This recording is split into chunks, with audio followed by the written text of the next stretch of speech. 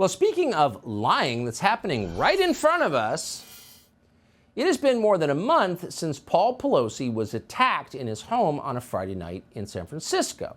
The assailant, we know who he was. He was a hippie nudist called David DePape, who we're told was some sort of right-wing extremist, despite being apparently a Black Lives Matter fan. According to NBC News, Paul Pelosi didn't seem afraid of DePape, even after police arrived.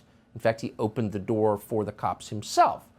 So what exactly happened in the Pelosi house that night? Well, there have been a lot of conspiracy theories about it, and people who've put those forward have been attacked for it. You're crazy. So there's one way to end this debate immediately, and it would be a constitutional way to end it. In fact, we should be demanding it, and that's to see the body cam footage from that night. Because these police are public servants. They work for the rest of us. They have no right to hide that. But the police, for some reason, have refused to release that body cam footage. We get body cam footage every day in the news business, but they won't release this. And not only will they not release it, they are intent on not releasing it.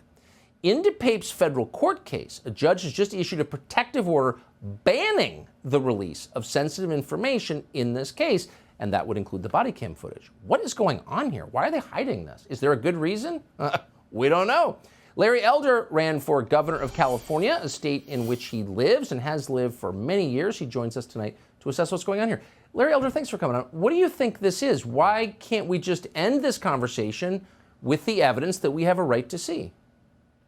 Of course, we're speculating, but somebody does not want somebody to know what really happened that day. I don't know. The NBC reporter who reported that Pelosi calmly opened the door, said he had a hammer in his hand, and calmly walked back. That guy got suspended. So we don't really know what's happening. We haven't seen any footage. We haven't seen any audio.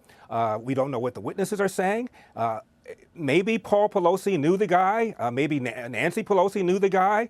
Maybe Paul invited him in. We just don't know. All I know is that the official story that we've heard, which is very simple, this guy broke into Paul Pelosi's house and attacked him, does not appear to be the case. Otherwise, why so secretive? Why not tell what's going on? Why the gag order? I've never seen anything like this in a criminal case.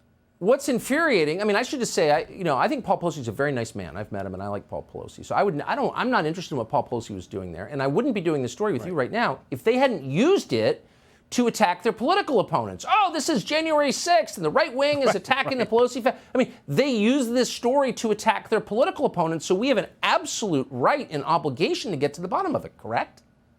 That's right. I said something snarky about it after I made sure that Paul Pelosi was going to recover fully, and I was attacked, and other conservatives were attacked for speculating that something might have gone wrong, or something might be different than what they're telling us.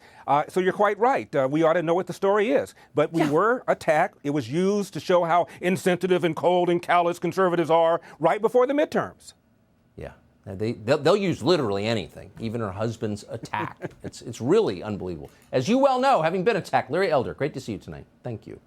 I'm the black face of white supremacy, Tucker. That's my favorite attack ever. Sorry. Great to see you. Subscribe to the Fox News YouTube channel to catch our nightly opens, stories that are changing the world and changing your life. From Tucker Carlson Tonight.